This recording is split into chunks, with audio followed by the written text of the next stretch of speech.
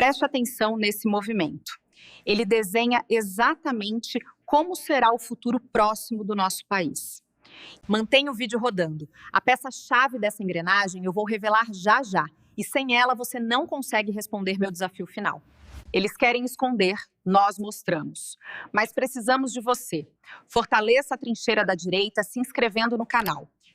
Enfim, um alívio. A Câmara dos Deputados finalmente ameaça retalhar o STF.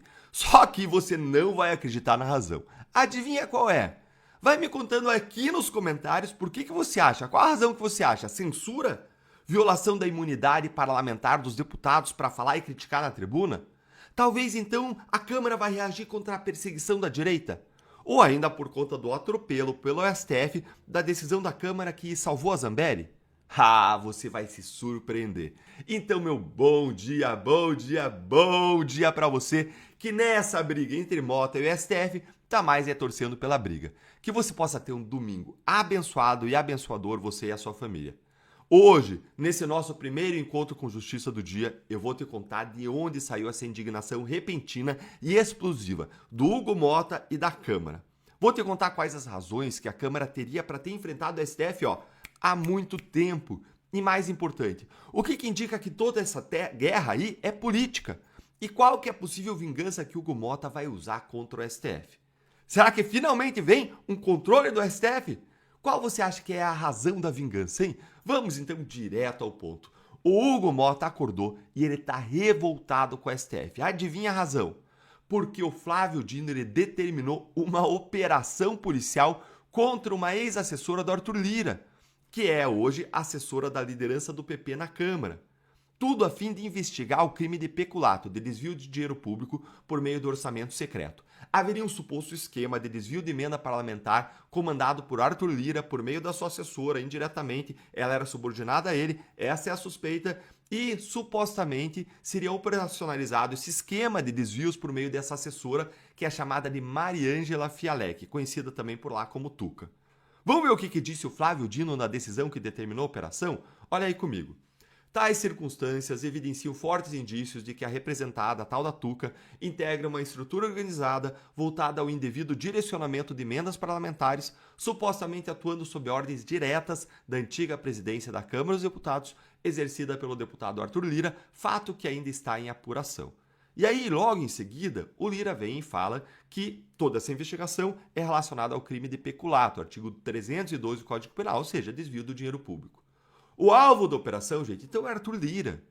E acontece que o Arthur Lira é o presidente anterior da Câmara que simplesmente fez o Hugo Mota se tornar presidente. E é um dos maiores aliados do Hugo Mota. Fora isso, gente, se aconteceu essa operação com o Lira, adivinha quem pode ser o próximo alvo? Ele mesmo, Hugo Mota. Aí, indignado, repentinamente, o Mota convocou uma reunião com seus aliados mais próximos para tentar tratar uma estratégia de resposta ao STF. Vamos ver aqui o que diz nessa reportagem aqui do Globo que explica bem o cenário. A cúpula da Câmara criticou fortemente a operação, falando em exageros, classificando como uma tentativa do Supremo em fragilizar o parlamento. Além disso, deputados também dizem enxergar o dedo do Palácio do Planalto nas operações que miram o Congresso, e afirmam que esse tensionamento poderá dificultar o andamento de matérias prioritárias para o governo ainda nesse ano. Olha aí a chantagem no ar. Vocês viram aí, gente? Sobrou até para o governo Lula. Agora o Mota está ameaçando, está dizendo que vai retaliar, está até chantageando. Como assim? Então eles são atropelados todos os dias. O STF abusa todos os dias. E agora que o STF está fazendo uma coisa certa, que é investigar a corrupção, aí, agora o Mota reage. Eu quero mais é que reaja. Mas veja a podridão dos motivos e você fica indignado tanto quanto eu em ver como que essas coisas funcionam em Brasília. A podridão, vai sentando o dedo aí no like, se inscrevendo no canal, ativando o sininho e vamos lá, gente. O STF ele tem que ser controlado. Ele tem que ter limites? Tem. Os ministros do STF têm que ser responsabilizados? Sim. O ministro Moraes ele tem que sofrer um impeachment? Sim, tem. Mas isso deve ser feito para se vingar de uma operação policial que está apurando o desvio de dinheiro público? Claro que não. Deve ser feito em razão dos abusos que os ministros cometem. Há centenas. Como quando o ministro Alexandre de Moraes mandou prender um morador de rua que ficou preso mais de 1 ano por tentativa de golpe de Estado, ou quando o Toffoli viajou de jatinho com um advogado investigado do Banco Master, dias depois estava lá atendendo um recurso desse advogado, dando uma decisão anormal, estranha, atípica. Ou ainda por conta da investigação do Marcel Van Hatten, parlamentar que tem imunidade. Outros deputados também. Imunidade essa parlamentar que o Mota tinha que proteger, não podia ter investigação por falas de deputado. Tem motivo de sobra para ir para cima do STF, mas a investigação de desvio de emenda parlamentar não deve ser um deles. E olha a cronologia desse caso, gente. Eu vou te explicar, você vai ficar aí de cabelo em pé. Normalmente, uma operação contra a corrupção ela é decretada uma semana ou mais antes dela ser feita pela Polícia Federal. Por quê, Deltan? Porque tem toda a preparação, levantamento de endereço, checar quem são as pessoas, onde pode ter prova, outros endereços da pessoa. Você vai checar se a pessoa tem arma registrada no nome dela para ver o risco da operação e muito mais. Mas olha o que aconteceu nesse caso. Na noite do dia 9 para o dia 10, a Câmara aprovou o PL da dosimetria, já desagradando ao STF. Só que aí, isso aqui é determinante. Na noite do dia 10 para o dia 11, a Câmara dos Deputados salvou o mandato da Zambelli. Aí, o STF vê isso com uma imensa provocação. Por quê? Porque o presidente da Câmara, Hugo Mota, tinha prometido caçar a Zambelli. E aí, a decisão do Dino vem com uma porrada, exatamente no dia 11. Vem com uma porrada dia 11. Olha aqui, ó, a data da decisão do Dino aí, ó. Dia 11 de dezembro vem a decisão. Ou seja, logo depois deles salvarem o mandato da Zambelli. E aí foi feita a operação um dia depois. A operação foi feita no dia 12. Um dia depois. Gente, isso é surreal. Surreal. Ainda que tenha evidências de corrupção para investigar, tudo isso sugere que a atuação do Dino em escolher esse caso, em priorizar, em decidir nesse momento, em executar a operação um dia depois, tudo foi guiado por razões políticas, com uma forma de resposta ao parlamento. Isso é errado. Isso é errado.